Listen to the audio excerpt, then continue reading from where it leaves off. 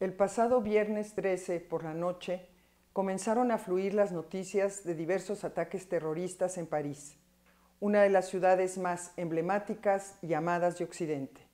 Y entonces volvimos a sentir el llamado que desde hace centurias nos advierte sobre la urgencia de conseguir la reconciliación entre dos maneras de entender la historia, la cultura, la divinidad y el humanismo. Porque de no hacerlo así, la causa occidental y la del Islam pueden resolverse en ruinas y llamas.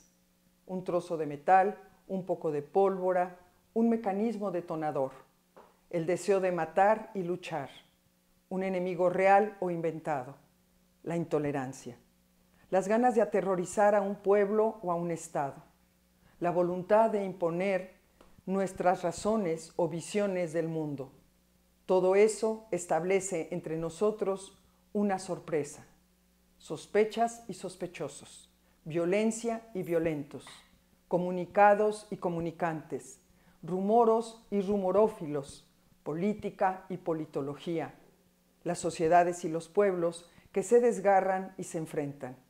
Y frente a todo ello no podemos sino mantenernos un poco escépticos y entristecidos, porque casi nada sabemos y casi todo nos damos a imaginar con necedad y pavor.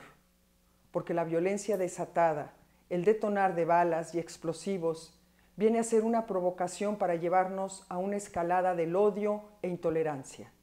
Porque ese tipo de violencia no puede favorecer sino a las sombras que aspiran al supremo control de pueblos y naciones y estados.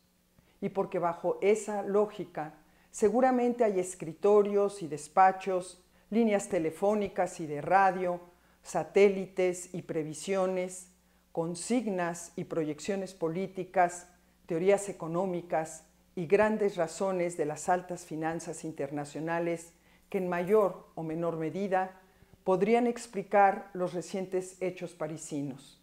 Pero nosotros, simples y cándidos ciudadanos, ávidos de entender cabalmente los hechos, deseosos de una menor inseguridad, esperando ver alguna vez pueblos y naciones más robustos y libres y atentos, no tenemos sino las armas de la suposición o la sospecha para comprender aquello que parece lleno de velos y engaños, de títeres y maniquíes, y sirvientes y agencias de inteligencia, de cortinas de humo y distracciones, de provocación y amenaza. Nuestras suposiciones y sospechas, sin embargo, no pueden apuntar sino a una sola cosa: lucha por el poder entre poderosos, batalla por los intereses de parte de los interesados. Y ha de ser mucho lo que está en juego: monedas, regímenes, renglones en la historia regional y efímera del mundo, futuro polvo sideral. Hace no muchos años conocí en Puebla a Poli Délano, un escritor chileno alguna vez exiliado en nuestro país. Se trataba de una mesa redonda donde, a propósito de las luchas sociales, dijo que, y cito, en esos procesos se trata solo de que cuando las papas se pongan calientes hay que saber estar al lado del pueblo, de los más desprotegidos. Fin de cita. Ahora la historia y la experiencia nos prueban que la cosa no es tan simple. El terrorismo en general, como el desatado contra Francia el viernes 13, no mucho tiene que ver con luchas populares, económicas o políticas, sino con causas religiosas, doctrinarias e históricas que se han vuelto dilema y lugar común en los despachos y razones de los estadistas.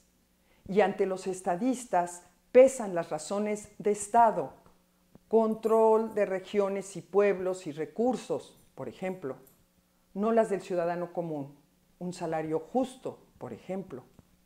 De esta manera, las imágenes que todas las televisoras del mundo difundieron luego de los ataques en París, en verdad sirvieron más a los fines de los terroristas, porque diseminaron el miedo, sembraron la incertidumbre, propiciaron la inseguridad de viajantes, trozaron la vida cotidiana y, sobre todo, nos pusieron a desconfiar ante los turbantes y los velos.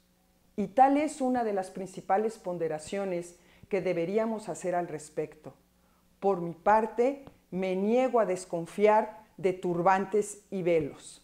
Me rehúso a tener que hacerlo.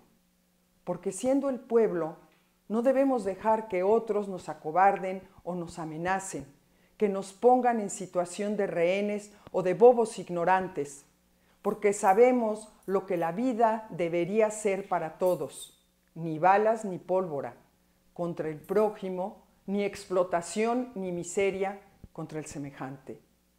Le preguntaron una vez a Noam Chomsky cuál es la responsabilidad de los intelectuales. Decir la verdad y revelar la mentira, respondió él sin titubear. El caso es que en asuntos como el de los ataques terroristas en París, las perspectivas históricas y las razones religiosas que los motivaron, las disputas geopolíticas y las consideraciones hegemónicas de Estado, los superlativos intereses económicos y las xenofobias, la europea soberbia de unos discursos en oposición a la violenta combatividad de otros, nos llevan a prever una escalada de violencia que traerá aparejada una recomposición poco previsible de las alianzas de las grandes potencias. Pero también nos hará ver que las grandes potencias y sus tácticas bélicas enfrentan un mundo diferente y recompuesto. Ojalá que para bien.